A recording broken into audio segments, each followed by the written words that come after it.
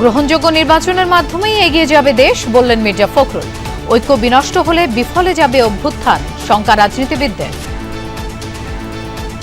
সকলের কাছে গ্রহণযোগ্য নির্বাচনের মধ্য দিয়েই আমরা কিন্তু একটা গণতান্ত্রিক ব্যবস্থাতে ফিরে যাওয়ার সুযোগ পাবো। উনি একটা বিপ্লবী সরকার করবেন এবং বিপ্লব করবেন এরকম আশা করেছিলাম আমরা, রিফর্মই তো আশা করেছি।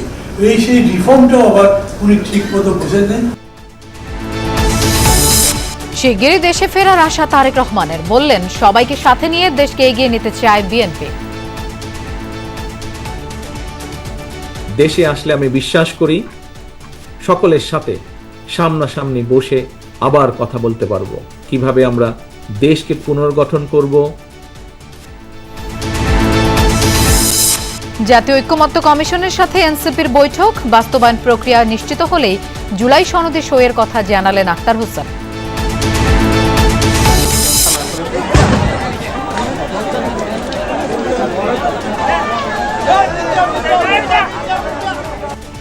ব্রাহ্মণবাড়িয়ায় পূর্ববিরোধের জের ধরে দুপক্ষের সংঘর্ষে নিহত 1, আহত অন্তত 30। পুলিশ ও সেনাবাহিনীর চেষ্টায় পরিস্থিতি নিয়ন্ত্রণে। দেশের অর্থনৈতিক প্রবৃদ্ধিতে রাজধানীর অবদান 46%, জরিপ ঢাকা চেম্বারে। বাণিজ্য সম্প্রসারণে দুর্নীতি রোধ ও অবকাঠামো উন্নয়নের তাগিদ। বাংলাদেশের অর্থনীতি কিন্তু ইনফর্মাল সেক্টরের উপর দাঁড়িয়ে আছে বলতে গেলে। 85 থেকে 87 মধ্যে কিন্তু জিডিপি আসে ইনফর্মাল সেক্টর থেকে। প্রাইভেট সেক্টরই কিন্তু বাংলাদেশের গ্রোথের মূল চালিকা শক্তি। আদানিকে বাঁচাতে মোদির বিরুদ্ধে গোপনে 3,500 কোটি রুপি বিনিয়োগের পরিকল্পনা। ওয়াশিংটন পোস্টের রিপোর্টে ভারত জুড়ে সমালোচনা।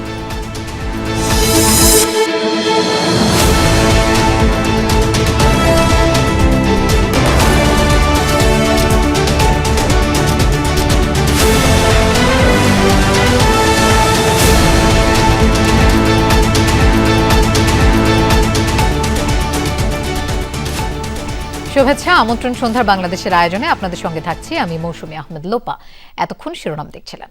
দেশকে গণতান্ত্রিক উত্তরণের পথে নিয়ে যাবে গ্রহণযোগ্য নির্বাচন, এমন মন্তব্য করে বিএনপি মহাসচিব মির্জা ফখরুল ইসলাম আলমগীর সব দলকে সংসদে ভোটে অংশ নেওয়ার আহ্বান জানিয়েছেন।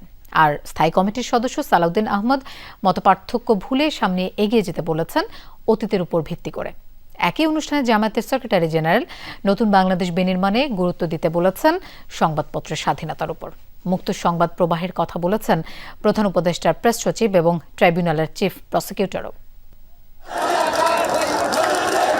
রাজনীতির আলোচনার কেন্দ্রে এখন জাতীয় সংসদ নির্বাচন। প্রায় সব দলেই চলছে প্রার্থী বাছাই, ভোটে জিততে সুবিধা অসুবিধা বিশ্লেষণ। 2026 সালের ফেব্রুয়ারিতে অনুষ্ঠেয় নির্বাচন নিয়ে বিএনপি, জামাত, এনসিপি নানা ধরনের শর্ত বা বিতর্ক করলেও আওয়ামী লীগের বিরোধিতায় তারা এক। এ মর্ম অনুধাবন করেই ঐক্য ধরে রাখা এবং ভোটে অংশ নেওয়ার আহ্বান জানাচ্ছেন বিএনপির নেতারা। সকলের কাছে গ্রহণযোগ্য নির্বাচনের মধ্য দিয়েই আমরা কিন্তু একটা গণতান্ত্রিক ব্যবস্থাতে ফিরে যাওয়ার সুযোগ পাবো।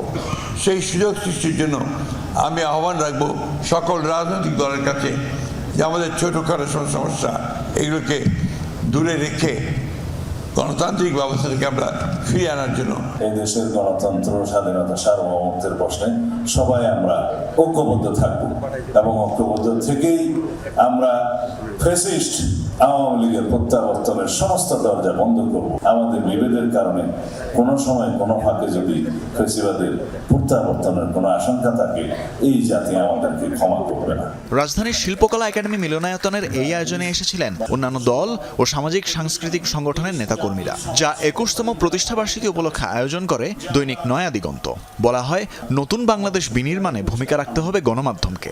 পত্রিকার সততা এবং নৈতিকতার উপরে সংবাদপত্রে এবং অন্যান্য মিডিয়া, সেটা ইলেকট্রনিক হোক, প্রিন্ট হোক, সব জায়গাতেই কিন্তু আমরা এই নীতি নৈতিকতার একটা বিচ্যুতি আমরা দেখতে পাচ্ছি।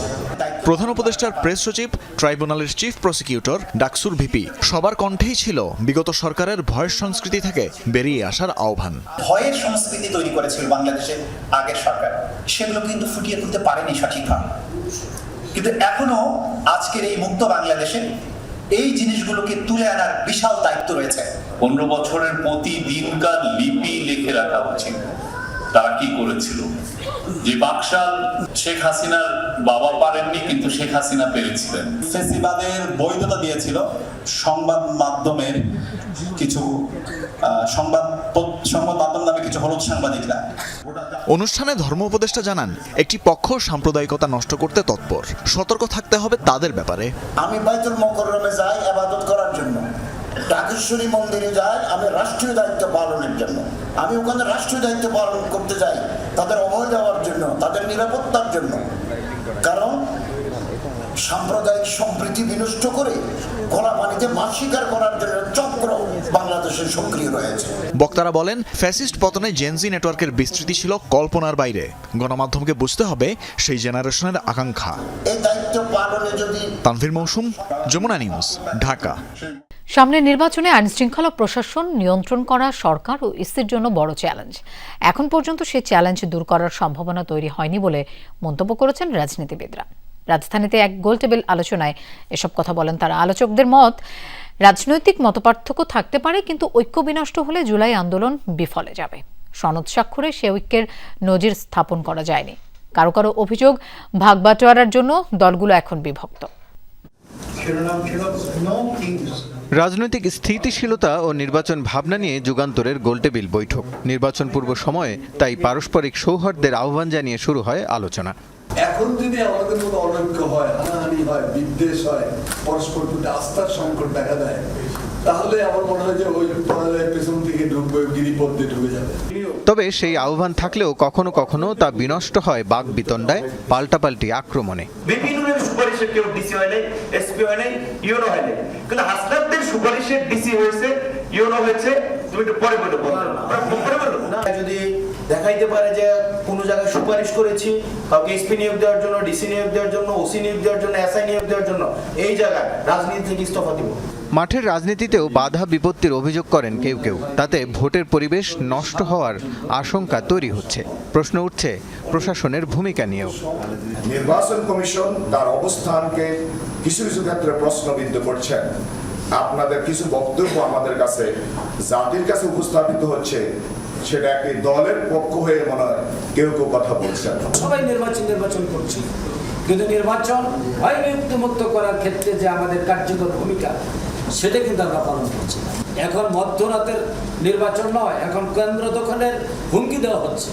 আলোচনায় কেউ কেউ দলগুলোর বিভক্তির কারণে নির্বাচনের পরিবেশ বিনষ্টের শঙ্কা প্রকাশ করেন। আজকে আপনারা বিভক্ত, শুধু ভাগে কে বেশি কম এটার জন্য। মানে আমার কথাটা শুনতে হয়তো খারাপ লাগবে, এই যে ভাগের রাজনীতির জায়গাটা এসে, কিন্তু আমি নিশ্চিত ইলেকশন শেষ হলেও এই সমস্যার সমাধান হবে না। সেখানে যাই নাম দেন, অর্ডার নাম দেন, অন্য নাম দেন, এটা বেসিক্যালি এটা প্রেসিডেন্সিয়াল অর্ডিন্যান্স। পরবর্তী পার্লামেন্ট সেটা রাটিফাই, পার্লামেন্ট না আসা পর্যন্ত কার্যকর, পার্লামেন্টে আসলে এটা অটোমেটিক হয়ে যাবে। ডক্টর ইউনূস কোনো বিবেচনায় র্যাডিক্যাল, কোনো বিবেচনায় রেভলিউশনারি, উনি একটা বিপ্লবী সরকার করবেন এবং বিপ্লব করবেন এরকম আশা করেছিলাম আমরা। রিফর্মই তো আশা করেছি, সেই রিফর্মটাও আবার উনি ঠিক মতো বুঝেন নেই। যেহেতু সরকারকে একটা নির্বাচনকারী প্রায় তত্ত্বাবধায়ক সরকারের চরিত্র বৈশিষ্ট্য নিয়ে কাজ করতে হবে, সেই জায়গা থেকে সরকারের নিরপেক্ষতাকে নিশ্চিত করা দরকার। কারো কারো মতে নির্বাচন ঘনিয়ে আসলে পরস্পর বিরোধী বক্তব্য আসা গণতান্ত্রিক, তবে তা অসহিষ্ণু পর্যায়ে যাওয়া বিপত্তি। কথা বলেন তরুণ প্রজন্মের ভাবনা নিয়েও। মতভিন্নতা ছিল, সেটি সমাধান করার ক্ষেত্রে জাতীয় ঐক্যমত্য কমিশন যথেষ্ট চেষ্টা করেছে। অভিজ্ঞ দল হিসাবে বিএনপি, জামাত সহ সবাই চেষ্টা করেছে। এটা যেমন সত্য, এখানে যে একটি ব্যর্থতা আছে সেটা সমানভাবে সত্য। সংস্কার প্রসঙ্গে বিএনপি নেতারা বলেন, শুরু থেকেই বিচার ও সংস্কারের পক্ষে তারা, কিন্তু তড়িঘড়ি করলে সংকট কমবে না, বরং বাড়বে। মূল উদ্দেশ্য ছিল আমরা ন্যূনতম যে এজেন্ডা, সেই ন্যূনতম এজেন্ডাতে আমরা একমত হয়ে আমাদের দেশকে সামনের দিকে এগিয়ে নিয়ে যাব। তো দুঃখের বিষয় হলো আমরা কিন্তু সেই ন্যূনতম এজেন্ডা একমত হতে পারিনি। যদি একমত হতাম তাহলে তো এনসিপি নিশ্চয়ই সেটা এই সংকটগুলোকে মোকাবেলা করার জন্য, সমাধান করার জন্য এটা জাতীয় সংসদের নির্বাচনের কোনো বিকল্প নেই। জনগণ যাতে করে স্বাধীনভাবে তাদের ইচ্ছামতো ভোট দিয়ে তাদের প্রতিনিধি নির্বাচন করতে পারে। রাষ্ট্রের স্থিতিশীলতার স্বার্থে রাজনৈতিক কর্মকাণ্ডেও সহিষ্ণুতার আহ্বান জানান বক্তারা। তাদেরকে আরো বেশিভাবে ক্ষমতায়িত করবো। রাসেল আহমেদ, যমুনা নিউজ, ঢাকা। জনগণের ভোটে ক্ষমতায় গেলে শিক্ষাক্ষেত্রে সর্বোচ্চ বরাদ্দ দেবে বিএনপি, এমনটাই জানিয়েছেন দলটির ভারপ্রাপ্ত চেয়ারম্যান তারেক রহমান।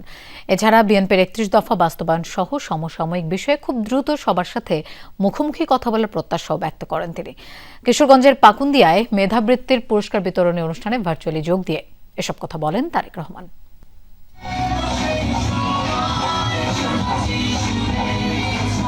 কিশোরগঞ্জের পাকুন্দিয়ায় শামসুল আলম ফাউন্ডেশনের উদ্যোগে মেধাবৃত্তির পুরস্কার বিতরণী অনুষ্ঠানের আয়োজন। দুপুর থেকেই অনুষ্ঠানস্থলে জড়ো হতে থাকে উপজেলার বিভিন্ন স্কুলের ছাত্রছাত্রীরা। অনুষ্ঠানের শেষ পর্যায়ে ভার্চুয়ালি যোগ দেন বিএনপির ভারপ্রাপ্ত চেয়ারম্যান তারেক রহমান। নিজেকে অন্যের চেয়ে দক্ষ করে তোলার যে একগ্রতা, একনিষ্ঠতা, এর কোনো কিন্তু বিকল্প নেই। এ সময় তিনি প্রতিযোগিতামূলক বিশ্বে শিক্ষার্থীদের টিকে থাকতে কারিগরি শিক্ষার প্রতি জোর দেওয়ার আহ্বান জানান। এছাড়া দেশের প্রচলিত শিক্ষা ব্যবস্থাকে সময় উপযোগী করে গড়ে তুলতে বিএনপির বিশেষজ্ঞ টিম তৈরি করেছে বলেও জানান তারেক রহমান। নিরাপদ রাষ্ট্র, নিরাপদ ক্যাম্পাস গড়তেই কিন্তু বাংলাদেশ জাতীয়তাবাদী দল বিএনপি ইতিমধ্যেই কিন্তু আমরা জনগণের সামনে 31 দফা ঘোষণা করেছি। এর অংশ হিসাবেই কিন্তু দেশের প্রচলিত শিক্ষা কারিকুলামকে সময়ের সাথে তাল মিলিয়ে শিক্ষাবিদদের সমন্বয় একটা বিশেষজ্ঞ টিম আমরা তৈরি করেছি, যারা ইতিমধ্যে অনেক কাজ এগিয়ে নিয়ে গেছেন। বিএনপির 31 দফা বাস্তবায়ন সহ সমসাময়িক বিষয়ে খুব দ্রুত সবার সাথে মুখোমুখি কথা বলার প্রত্যাশাও ব্যক্ত করেন তারেক রহমান। জানান কিভাবে রাষ্ট্র মেরামত করে দেশকে এগিয়ে নিয়ে যাওয়া যায় সে বিষয়ে সবার সাথে মিলেই কাজ করবে বিএনপি।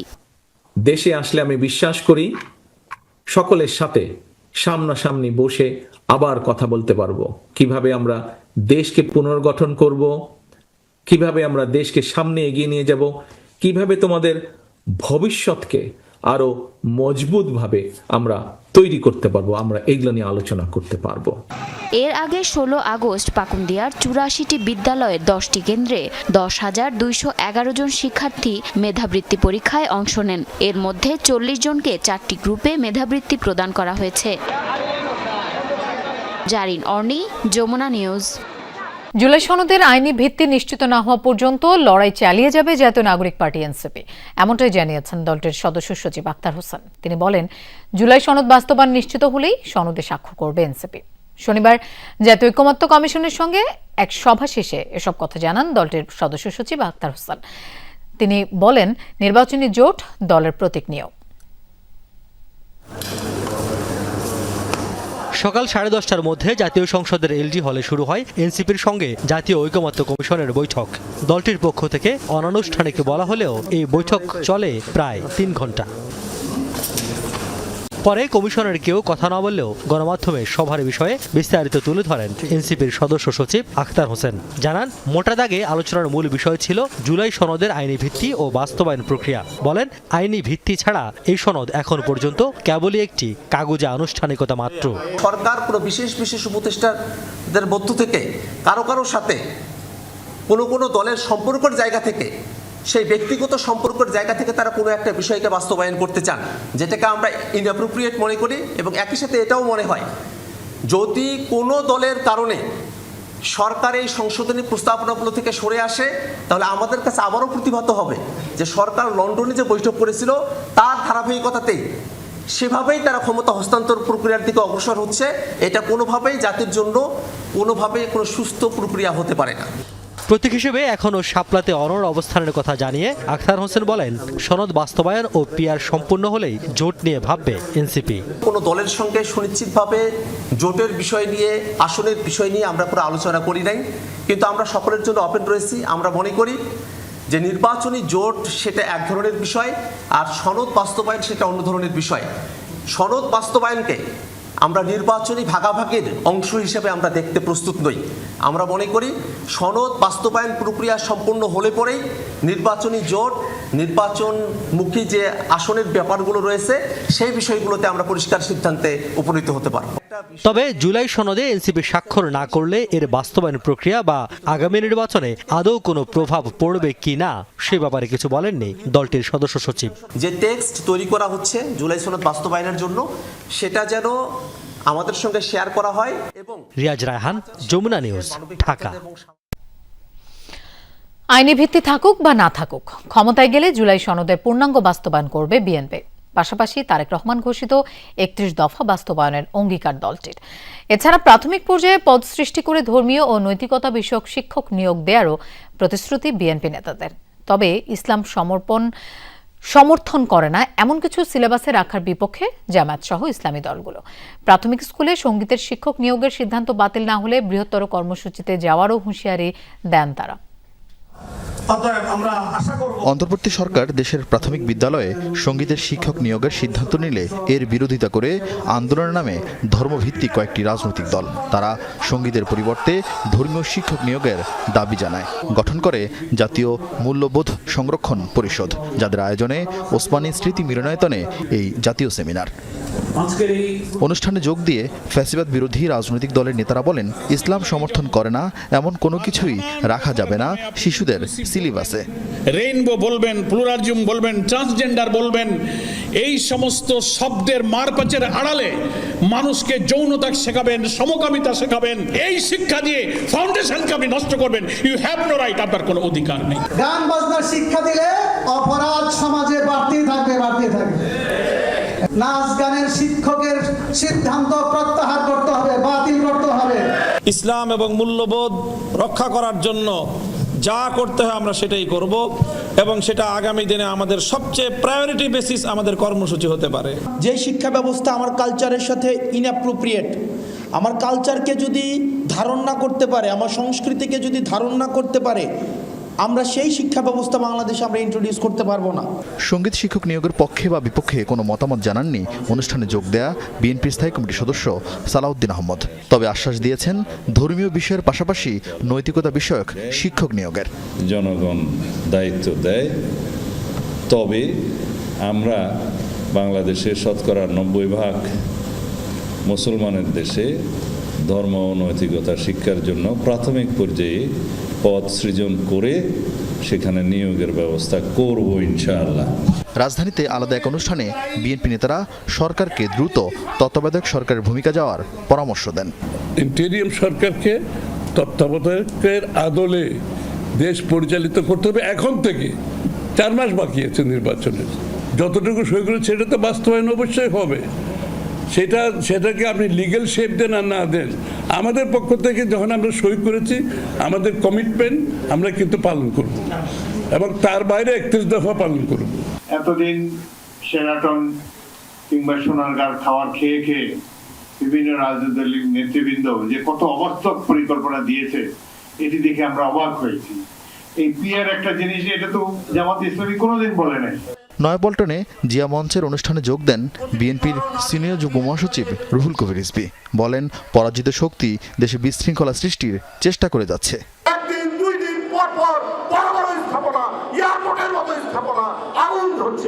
আরিফিন শাকিল, যমুনা নিউজ, ঢাকা। ব্রাহ্মণবাড়িয়ায় ভাইদের বিবাদকে কেন্দ্র করে গ্রামবাসী দুপক্ষের সংঘর্ষে মারা গেছে একজন, আহত হয়েছেন অন্তত 30 জন। ঘণ্টা 3 সংঘর্ষে বেশ কয়েকটি বাড়িঘর ভাঙচুর ও আগুন দেওয়া হয়। খবর পেয়ে পুলিশ ও সেনাবাহিনী পরিস্থিতি নিয়ন্ত্রণে আনে। এখনো থমথমে পরিবেশ বিরাজ করছে এলাকায়। বর্ম পরে রণক্ষেত্রের জন্য প্রস্তুত গ্রামবাসী। কেউ ছুটছে টেটা বল্লম, কেউ ব্যস্ত তীর নিক্ষেপের জন্য নিশানা খোঁজায়। ব্রাহ্মণবাড়িয়া সদরের বিরামপুরে ভাইদের মধ্যকার বিবাদ গড়ালো দু গ্রুপের রক্তক্ষয়ী সংঘর্ষে। ঘটল প্রাণহানির ঘটনাও। স্থানীয়রা জানায়, বিভিন্ন বিষয় নিয়ে একই পরিবারের 6 ভাইয়ের মধ্যে বিরোধ চলছে। এ কারণে 2 ভাই যোগ দেয় স্থানীয় প্রভাবশালী সাচ্চু মিয়ার দলে। বাকি 4 ভাই যুক্ত হয় পশ্চিম পাড়ার সাবেক চেয়ারম্যান হারুনুর রশিদ গ্রুপে। গত রাতে তাদের শতবর্ষী মা মারা গেলে 4 ভাই দাফন সম্পন্ন করে। বাকি 2 জন শেষ বিদায় জানাতে না পারায় ক্ষুব্ধ হয়ে ওই 4 ভাই সহ তাদের সমর্থকদের বাড়িতে আগুন দেয়। এরই জেরে দেশীয় অস্ত্র নিয়ে সংঘাতে জড়ায় দুপক্ষ। 4 ভাই গেছে গ্রামের সাথে, আর 2 ভাইয়ে গোষ্ঠীওয়ালার লোক আছে, ব্যবসাচার লোক। 6 ভাইয়ের মা মারা গেছে, বৃদ্ধ মানুষ। তখন 2 ভাইয়ে তখন মারে দেখন লাগে, তখন কইছে যে হয়েছে না হয়েছে আমরা মারি দুমু। এই কথা কইছে, দেখে কইছে না মারি দন দিত না। তখন ইটা নিয়ে সেটা ঝগড়া দিচ্ছে, ওই এসে আর পরে মনে হয় আজকা পরিণতি উদ্দেশ্য। সংঘর্ষ চলে ঘণ্টা 3 এ সময় অন্তত 30টি বাড়িঘরে চলে হামলা লুটপাট। আগুন দেয়া হয় বেশ কয়েকটি বসতভিটায়। ভয়ে শঙ্কায় আসবাব ও মূল্যবান জিনিস অন্যত্র সরিয়ে নিচ্ছেন অনেকে। আগুন লাগাইতেছে, লুটপাট করতেছে। খবর পেয়ে পরিস্থিতি নিয়ন্ত্রণে আনে পুলিশ ও সেনা সদস্যরা। তবে ততক্ষণে ঝরে গেছে সাতশো গ্রুপের নাসির মিয়া নামের একজনের প্রাণ, আহত অন্তত 30। গোষ্ঠীগত দ্বন্দ্ব যেটা গোষ্ঠীতে যদি বিভক্ত ছিল, সকালবেলা সেই গোষ্ঠীর দ্বন্দ্বে আজকে একজন নিহত হয় এবং একজন গুরুতর আহত আছে, তাকে ঢাকা মেডিকেলে রেফার করা হয়েছে। আপাতত নিয়ন্ত্রণ করেছি, যেখানে যেখানে প্রবলেম ছিল আমরা এগুলি পরিদর্শন করেছি। আমাদের যৌথ বাহিনী আমাদের সাথে আছে। আধিপত্য বিস্তার, জুয়া খেলা সহ বিভিন্ন ইস্যুতে এর আগেও একাধিকবার সংঘর্ষে জড়িয়েছে এ দুপক্ষ। হুমায়ুন রশিদ, যমুনা নিউজ। দেশের অর্থনৈতিক প্রবৃদ্ধিতে ঢাকার অবদান 46%। রফতানি আয়ের 40%ই আসে রাজধানী থেকে। ঢাকা চেম্বারের ইকোনমিক পজিশন ইন্ডেক্সে উঠে এসেছে এমন চিত্র। ব্যবসায়ী নেতারা বলছেন, ঢাকার অর্থনীতি এবং উন্নয়নের উপর নির্ভর করে দেশের উন্নয়ন। কর্মসংস্থান তৈরিতেও এই নগরের অবদান সবচেয়ে বেশি।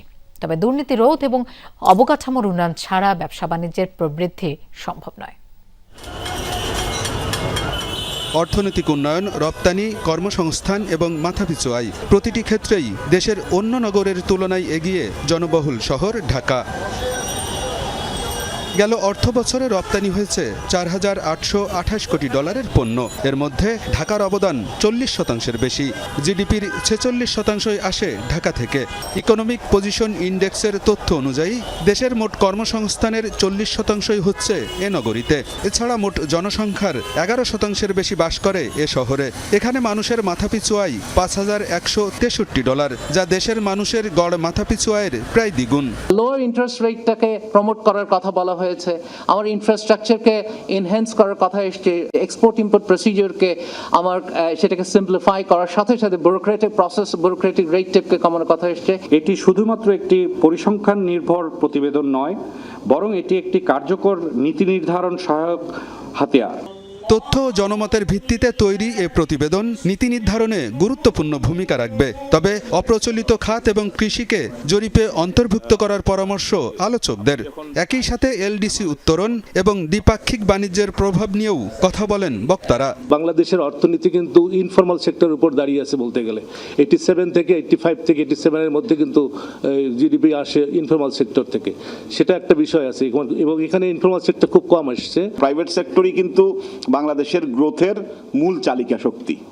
বাকি যারা আমরা আছি, আমরা কিন্তু মানে একটা আপনার ল্যান্ডস্কেপ বা ইকোসিস্টেমটাকে আরেকটু পজিটিভ করার কাজটা করে যাচ্ছি, সহযোগীর ভূমিকা পালন করছি। পৃথিবীর বিভিন্ন দেশের সাথে বিভিন্ন দেশের যে ট্রেড এগ্রিমেন্ট আছে, ট্রেড রিলেশনস আছে, সেটার কি ধরনের প্রভাব আমাদের এখানে পড়বে। জিও পলিটিক্সের সাথে এই ইস্যুটা একটা গুরুত্বপূর্ণ অনুষঙ্গ। ব্যবসায়ী নেতারা বলেন, ব্যবসা বাণিজ্যের প্রতিটি ক্ষেত্রে নানাভাবে ভোগান্তিতে পড়তে হয় উদ্যোক্তাদের। বাণিজ্য সম্প্রসারণে নীতিমালার সহজীকরণ এবং অবকাঠামোর উন্নয়ন জরুরি বলেও মন্তব্য করেন তারা। Bangladesh is the most one of the most corrupt countries. Bangladesh is doing business is the worst. বাংলাদেশে একজন ব্যবসায়ী ব্যবসা করতে সবচেয়ে বেশি প্রবলেমে পড়ে। আপনাদের রেকমেন্ডেশনে প্রথম রেকমেন্ডেশন ছিল trade licence, abolishment of trade licence. প্রথম রেকমেন্ডেশন আসা ছিল যে এই ট্রেড লাইসেন্স 1940 দশকের একটা পেপার আজকে 2025-এ আমরা ব্যবহার করছি। কেন? ইকোনমিক পজিশন ইন্ডেক্সে ক্ষুদ্র ও মাঝারি শিল্পের অবদানগুলোও তুলে ধরার পরামর্শ আলোচকদের। আলমগীর হোসেন, যমুনা নিউজ, ঢাকা। শাহজালাল বিমানবন্দরের কার্গো ভিলেজে আগুনের কারণ অনুসন্ধানে আসবেন বিদেশি বিশেষজ্ঞরা। তাছাড়া সার্বিক নিরাপত্তা ও সুরক্ষার বিষয়ে কোনো ঘাটতি আছে কিনা তাও খতিয়ে দেখবেন তারা। বিমানবন্দরের ইমিগ্রেশনে ইলেকট্রনিক গেট ও পুড়ে যাওয়া কার্গো ভিলেজ পরিদর্শন শেষে এসব কথা জানান স্বরাষ্ট্র উপদেষ্টা অবসরপ্রাপ্ত লেফটেন্যান্ট জেনারেল জাহাঙ্গীর আলম চৌধুরী।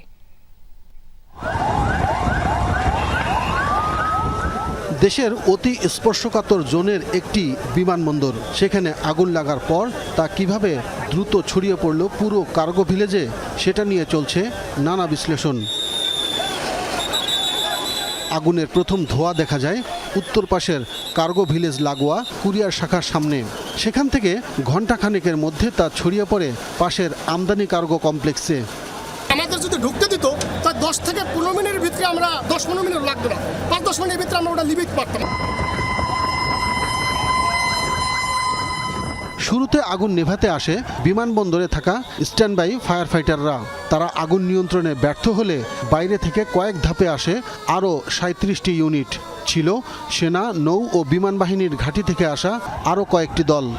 আমরা হয়তো এক্সপেক্ট করছিলাম যে আরও তাড়াতাড়ি এটা কন্ট্রোল, বাট হয়তো কন্ট্রোল আসতে একটু সময় লাগছে, যেহেতু বিভিন্ন পারিপার্শ্বিক অবস্থাগুলো চিন্তা করতে হয়। যে ধরেন দাহ্য জাতীয় পদার্থ খুব বেশি ছিল, অনেক সময় বাতাস থাকলেও আবার অনেক সময় নিভাইতে সময় লাগে। ভুক্তভোগী ব্যবসায়ীদের অভিযোগ, চরম সমন্বয়হীনতা আর অব্যবস্থাপনার কারণেই রক্ষা করা যায়নি হাজার কোটি টাকার পণ্য। ঘটনা 8 দিন পর স্বরাষ্ট্র উপদেষ্টা প্রথমবারের মতো ঘটনাস্থল দেখতে আসলে সাংবাদিকদের প্রশ্নের মুখে বলেন, সবকিছু খতিয়ে দেখতে আসবে বিদেশি বিশেষজ্ঞ দল। এই অগ্নিকাণ্ডের ভিতরে যদি কোনো অব্যবস্থাপনা থাকে, এই জন্য আমরা 4টা দেশে ইনভাইট করছি তাদের আসার জন্য। ইংল্যান্ডকে ইনভাইট করা হয়েছে, আপনার অস্ট্রেলিয়ারে ইনভাইট করা হয়েছে, চায়নারে ইনভাইট করা হয়েছে, টার্কিরে ইনভাইট করা হয়েছে। তাদের স্পেশালিস্ট আমরা আনতে চাচ্ছি, তারা একটা ইনভেস্টিগেশন করে মানে কারণটা কি এবং কে দায়ী এটা তারা বের করতে পারে। এদিকে ঘটনার দিন রাতেই কার্গো ভিলেজের মূল দায়িত্বে থাকা বিমান বাংলাদেশ এয়ারলাইন্সের পক্ষ থেকে গঠন করা হয়েছিল একটি তদন্ত কমিটি। 5 কর্মদিবসে রিপোর্ট দিতে বলা হয়েছিল তাদের। অভিযোগ আছে, খুব কম সময়ে ভেতর থেকে 2টি গাড়ি আগুনের সামনে উপস্থিত হলেও তারা আগুন নেভানোর কাজ শুরুর অনুমতি পায়নি টাওয়ার থেকে। এমনকি দাউ দাউ করে যখন আগুন ভেতরে জ্বলছিল তখন 8 নম্বর গেটের বাইরে আরও বেশ কয়েকটি গাড়ি এসে উপস্থিত হয়েছিল, তাদেরও ভেতরে ঢোকার পারমিশন পেতে দীর্ঘ সময় লেগেছে। আর এই সুযোগে পুরো কার্গো কমপ্লেক্স আগুনে ছেয়ে গেছে। তাই এই দেরি বা পারমিশন পাওয়ার পেছনে অন্য কোনো কারণ আছে কি না, যার কারণে পুরো কার্গো কমপ্লেক্স পুড়ে ছাই হয়ে গেছে, সেটাও তদন্তের দাবি রাখে বলে মনে করছেন ভুক্তভোগীরা। আব্দুল্লাহ তুহিন, যমুনা নিউজ, শাহজালাল আন্তর্জাতিক বিমানবন্দর, ঢাকা। অনেক সংসদীয় আসনে বিএনপির 5 থেকে 7 জন মনোনয়ন প্রত্যাশী, যাদের কেউ কেউ দীর্ঘদিনের রাজপথের আন্দোলনে না থেকেও 5 আগস্টের পর হয়েছেন সক্রিয়, বাগিয়ে নিয়েছেন পদ। প্রভাব খাটিয়ে নিজেদের মতো করে স্থানীয় কমিটিও করছেন। পুরনো ত্যাগীদের বদলে জায়গা পেয়েছেন আওয়ামী লীগের কর্মী সমর্থক আর সুবিধাভোগীরা। প্রার্থী চূড়ান্ত করতে সেসব হিসেব না করলে ধানের শীষের জয় হাতছাড়া হবার শঙ্কাও আছে। রাজধানীর পাশের গাজীপুর 1 আসনে সরেজমিন ঘুরে সেই চিত্রই দেখলেন সহকর্মী সাইফুদ্দিন রবিন।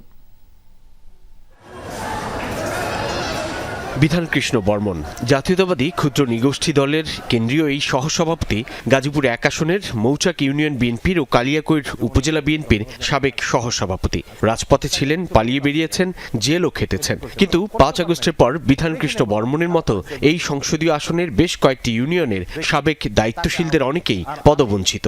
সিনিয়র সহসভাপতি ছিলাম মৌচাক ইউনিয়নের এবং উপজেলা সাংগঠনিক সহসভাপতি ছিলাম, কিন্তু আমাদের মূল্যায়ন করা হয় না। অ্যাডভোকেট কামরুল ছিল সভাপতি এবং উপজেলা সাংগঠনিক সম্পাদক, তাকেও কোনো মূল্যায়ন করা হয় না। মৌচাকের বিষয়টা আমি বলতেছি, আর যারা নির্যাতিত নিপীড়িত নেতা তাদের কাউকে মূল্যায়ন করা নেই, এখানেই দুঃখ। আমি চাপার বিএনপির সভাপতি, কালিয়াকৈর উপজেলা বিএনপির সহসভাপতি। আমার ইউনিয়নে যাকে আহ্বায়ক করা হয়েছে, এই 17 বছর তিনি রাজপথে ছিলেন না। রাজধানী ঢাকার পাশে শিল্পাঞ্চল খ্যাত কোনাবাড়ি, কাশিমপুর, কালিয়াকৈর নিয়ে গঠিত গাজীপুর 1 সংসদীয় আসন। বিগত কোনো নির্বাচনেই যে আসনে জয় পায়নি ধানের শীষ প্রতীকের বিএনপি। একসময়ের প্রভাবশালী নেতা তানভীর আহমেদ সিদ্দিকী বারবার হেরেছেন এই আসনে। এবারও তার 2 ছেলে ইরাদ আহমেদ ও ইশরাক আহমেদ মনোনয়ন প্রত্যাশী। তৃণমূলের অভিযোগ, দীর্ঘ 17 বছরের আন্দোলনে নিষ্ক্রিয় ছিল এই পরিবার। 5 আগস্ট পরবর্তী সময়ে বাগিয়ে নেন জেলা বিএনপির আহ্বায়ক কমিটির সদস্য সচিব পদ। এরপর প্রভাব খাটিয়ে সংসদীয় আসন গাজীপুর 1-এ বিভিন্ন কমিটি গঠন করেছেন। বাদ পড়েছেন দীর্ঘদিনের নিপীড়ন নির্যাতনের শিকার ও সক্রিয় নেতাকর্মীরা, জানিয়ে ক্ষুব্ধ তৃণমূল। কাউকে না ডেকে নিজেই কমিটি দিয়ে পকেট কমিটি দিয়েছে। 90% এই ধরনের লোকরে উনি নিয়ে আসছেন, যাদেরকে আমরা আওয়ামী লীগের দূষণ হিসেবে জানি। আওয়ামী লীগের রাজনীতির সাথে সম্পৃক্ত ছিল, তাদেরকে 9টা ইউনিয়নের আহ্বায়ক সদস্য সচিব করা হয়েছে। যারা ত্যাগী, মাটি থেকেছে, নেতাকর্মীদের খোঁজ খবর নিয়েছে, এই ধরনের যদি কাউকে এই আসন থেকে নমিনেশন দেওয়া হয় তাহলে অবশ্যই ইনশাল্লাহ ধানের শীষ বিজয় হবে। প্রার্থী সিলেকশনের ব্যাপারেও দলের অনেক চিন্তা ভাবনা করেই সিদ্ধান্ত নিবে বলে আমি বিশ্বাস করি। এখানে বিতর্কিত কোনো লোককে মনোনয়ন দেয় তাহলে এই আসনে পুনরুদ্ধার করা খুবই কঠিন হবে। এই আসনে ধানের শীষ নিয়ে লড়তে চান কেন্দ্রীয় বিএনপির সাংগঠনিক সম্পাদক সাইয়েদুল আলম বাবুল, সহশ্রম বিষয়ক সম্পাদক হুমায়ুন কবির খান, মুজিবুর রহমান, হেলাল উদ্দিনও। কেবল এক আসনের এত প্রার্থী থেকে দল কাকে চূড়ান্ত করবে? কেন্দ্রীয় সাংগঠনিক সম্পাদক ও গাজীপুর এক আসনের মনোনয়ন প্রত্যাশী সাইয়েদুল আলম বাবুল আশা প্রকাশ করেন ত্যাগীদের মূল্যায়নের। দলের প্রতি কার কতটা ডেডিকেশন আছে, কে কতটা দলের দুঃসময়ে পাশে ছিল, তাদের সম্বন্ধেও সকল খোঁজ খবর, রেকর্ড ডকুমেন্ট সব কিছু তো প্রমাণিত। কোনো সময় ধানের শীষের জোয়ার বা নৌকার জোয়ার, অমুক জোয়ার, এখন আর জোয়ারে নির্বাচন হবে না। এখন হবে যোগ্য ভালো প্রার্থী দেখেই এই নতুন জেনারেশন অন্তত ভোট দিবে। প্রার্থী কিংবা নেতৃত্ব নির্বাচনে পক্ষপাতিত্ব হলে বা দীর্ঘ রাজনীতি ও সক্রিয়তার মূল্যায়ন না হলে পরিবর্তিত পরিস্থিতিতে দল হিসেবে বিএনপি ক্ষতিগ্রস্ত হবে বলে মনে করেন কেন্দ্র থেকে তৃণমূলের নেতাকর্মীরা। সাইফুদ্দিন রবিন, যমুনা নিউজ, গাজীপুর, ঢাকা। অবিশ্বাস বা একতরফা সিদ্ধান্ত গ্রহণের সামান্য ইঙ্গিত বিচার বিভাগের প্রাতিষ্ঠানিক স্বাধীনতার স্থাপত্যকে বিপন্ন করতে পারে বলে মন্তব্য করেছেন প্রধান বিচারপতি ডক্টর সৈয়দ রেফাত আহমেদ। রাজশাহী বিশ্ববিদ্যালয়ের আইন বিভাগের ৭২ বছর পূর্তি উপলক্ষে অনুষ্ঠানে যোগ দেন তিনি। প্রধান বিচারপতি বলেন, ২০২৫ সালের সুপ্রিম কোর্ট সচিবালয় অধ্যাদেশ নিয়ে মন্ত্রিসভার নীতিগত অনুমোদন একটি সুপরিকল্পিত ও বহুপাক্ষিক প্রয়াসের ফল। গত ১৫ মাসে প্রধান বিচারপতির কার্যালয় ও অন্তর্বর্তী সরকারের নির্বাহী শাখার পারস্পরিক সহযোগিতা এই প্রক্রিয়াকে গতিশীল করেছে, যা ভবিষ্যতেও অব্যাহত থাকবে। এছাড়া বিচার বিভাগের কাঠামোগত রূপান্তরের টেকসই বাস্তবায়নের আহ্বান জানিয়েছেন প্রধান বিচারপতি।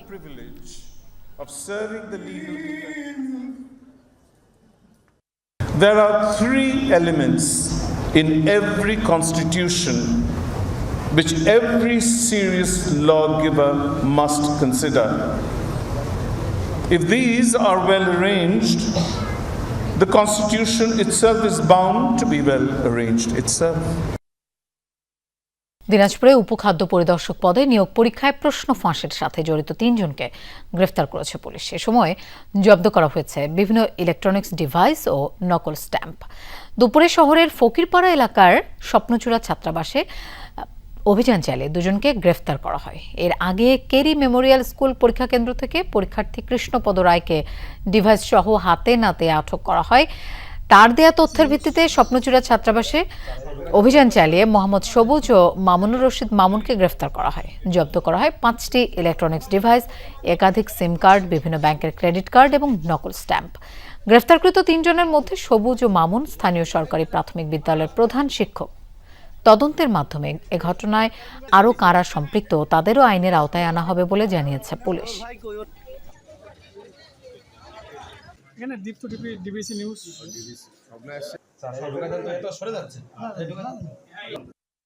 তথ্য ছিল আমাদের যে একজন পরীক্ষার্থী ডিভাইস ইউজ করে পরীক্ষা দিচ্ছে। পরে তাকে জিজ্ঞাসাবাদ করলে প্রাথমিকভাবে সে কিছু বিষয় আমাদেরকে জানায় এবং সেগুলো খতিয়ে দেখতে গিয়ে আমরা বেশ কিছু নাম পাই।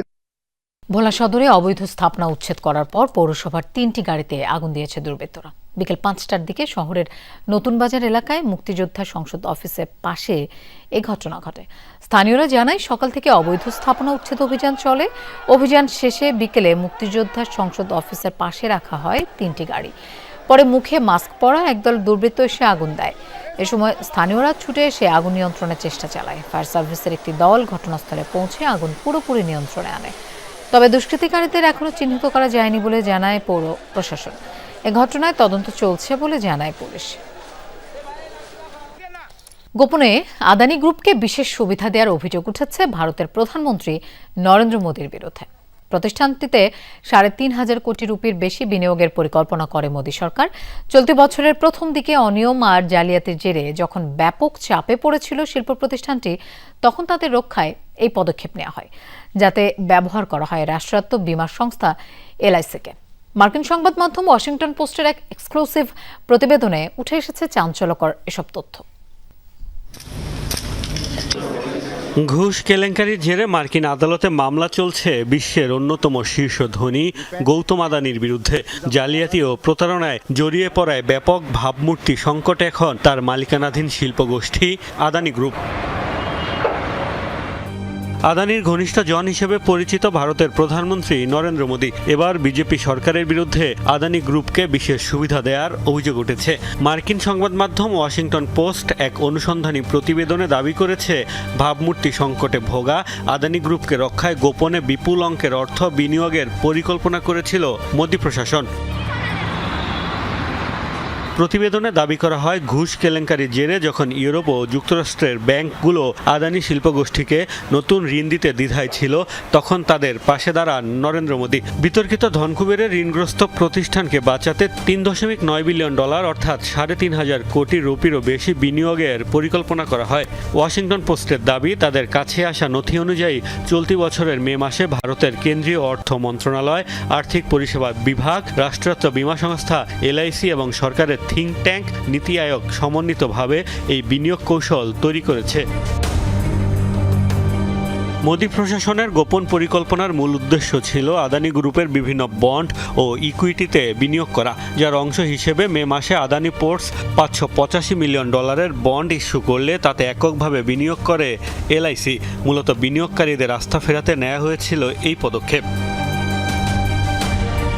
ওয়াশিংটন পোস্টের চাঞ্চল্যকর রিপোর্ট প্রকাশের পর ভারত জুড়ে উঠেছে সমালোচনার ঝড়। জনগণের অর্থ অপব্যবহারের অভিযোগ তুলেছে বিরোধী দল কংগ্রেস। এদিকে মার্কিন গণমাধ্যমের প্রতিবেদনকে মিথ্যা দাবি করে উদ্দেশ্য প্রণোদিত আখ্যা দিয়েছে অভিযুক্ত রাষ্ট্রায়ত্ত বীমা সংস্থা এলআইসি। মোস্তফা মাহমুদ, যমুনা নিউজ। নিউ ইয়র্কের আলোচিত মেয়র প্রার্থী জোহরান মামদানিকে নিয়ে ইসলাম বিদ্বেষী মন্তব্য করে তোপের মুখে পড়েছেন আরেক প্রার্থী অ্যান্ড্রু কুমো। 9/11 নিয়ে তার বিতর্কিত মন্তব্যে যুক্তরাষ্ট্র জুড়ে সমালোচনার ঝড় উঠেছে। উদ্দেশ্য প্রণোদিতভাবে ধর্মীয় বিদ্বেষ ছড়ানোর অভিযোগ তুলে ক্ষোভ ঝেড়েছেন মামদানিও। ইসলামোফোবিয়ার বিরুদ্ধে সবসময় শক্ত অবস্থানে থাকার ঘোষণা দিয়েছেন তিনি। তাকে নিয়ে সামাজিক মাধ্যমে চালানো নেতিবাচক প্রচারণাও নিন্দা জানিয়েছেন Mamdani. Can you imagine Mamdani in the seat? It's another problem. But can you imagine that? No. এক রেডিও শোতে এভাবে নিউ ইয়র্কের মেয়র প্রার্থী জোহরান মামদানিকে আক্রমণ করেন আরেক প্রার্থী অ্যান্ড্রু কুমো। উপস্থাপক সিড রোজেনবার্গের একটি শোতে আলোচনার এক পর্যায়ে উঠে আসে আলোচিত 9/11 হামলার ইস্যুটি। এ সময় কুমো এবং রোজেনবার্গ উপহাস করে বলেন, আরেকটা 9/11 ঘটলে উল্লাসে মাতবেন জোহরান মামদানি। এ ঘটনার পর শুধু নিউ ইয়র্কেই নয়, প্রতিবাদের ঝড় উঠেছে যুক্তরাষ্ট্র জুড়ে। মেয়র প্রার্থী কুমোর এমন আচরণকে ইসলাম বিদ্বেষ হিসেবে আখ্যা দেওয়া হচ্ছে। একজন রাজনীতিকের এমন আচরণের তীব্র নিন্দা জানিয়েছেন মানবাধিকার কর্মী, আইনজীবী এবং রাজনৈতিক দলের নেতারাও। উদ্দেশ্য প্রণোদিত এই আক্রমণ এবং ধর্মীয় বিদ্বেষের বিরুদ্ধে ক্ষোভ জানান মেয়র প্রার্থী জোহরান মামদানি। বলেন, বছরের পর বছর ধরে চলে আসা ইসলামোফোবিয়ার বিরুদ্ধে সবসময় শক্ত অবস্থানে থাকবেন তিনি। প্রতিটি মুসলিমের স্বপ্ন অন্য সব নিউ ইয়র্কারের মতো সব আচরণ পাবে, কিন্তু আমাদের বারবার বলা হয় কম চাও, কমে সন্তুষ্ট থাকো। আর নয়, এই শহরে এখনো কিছু বিদ্বেষ মেনে নেওয়া হয়। ইসলাম বিদ্বেষ যেন কোনো অপরাধী নয়। কেউ মসজিদে হামলার ডাক দিলেও নিন্দা আসে না। নির্বাচিত নেতারাও প্রকাশ্যে আমাদের দেশ ছাড়ার আহ্বান জানান, আর আমরা 1 মিলিয়নেরও বেশি মুসলিম নিজের শহরেই অতিথির মতো বাঁচতে বাধ্য হই। আর নয়, একই সাথে প্রতিবাদ জানান তার বিরুদ্ধে চালানো নেতিবাচক প্রচারণারও। সম্প্রতি কুমোর প্রচারণা দল সামাজিক মাধ্যমে একটি এআই নির্মিত ভিডিও প্রকাশ করে, যেখানে অপরাধী ও সন্ত্রাসীদের মামদানির সমর্থক হিসেবে দেখানো হয়। প্রতিদিন বিজ্ঞাপনগুলোতে আমাকে সন্ত্রাসী হিসেবে দেখানো হয়। আমার খাওয়ার ধরন নিয়েও ঠাট্টা করা হয়। জরিপে বলা হয় আমি নাকি হালাল খাবার বাধ্যতামূলক করতে চাই। রাজনৈতিক কার্টুনে আমাকে বিমানে করে ওয়ার্ল্ড ট্রেড সেন্টারের দিকে উঠতে দেখা যায়। সবই ঘৃণা ছড়ানোর জন্য বানানো গল্প। নির্বাচনী প্রচারণা শুরুর পর থেকেই মামদানিকে ব্যক্তিগতভাবে আক্রমণ করে আসছেন প্রতিদ্বন্দ্বীরা। ইসলাম বিদ্বেষী মন্তব্য করেছেন স্বতন্ত্র প্রার্থী অ্যান্ড্রু কুমো, রিপাবলিকান প্রার্থী কার্টিস লিওয়া এবং বর্তমান মেয়র এরিক অ্যাডামস। মুসলিম পরিচয়কে রাজনৈতিক অস্ত্র হিসেবে ব্যবহার করা হচ্ছে বারবার। রেজওয়ানা সাইমা, যমুনা নিউজ। দর্শক, এই ছিল আজকে সন্ধ্যার বাংলাদেশের আয়োজনে। এতক্ষণ সাথে থাকার জন্য ধন্যবাদ সবাইকে।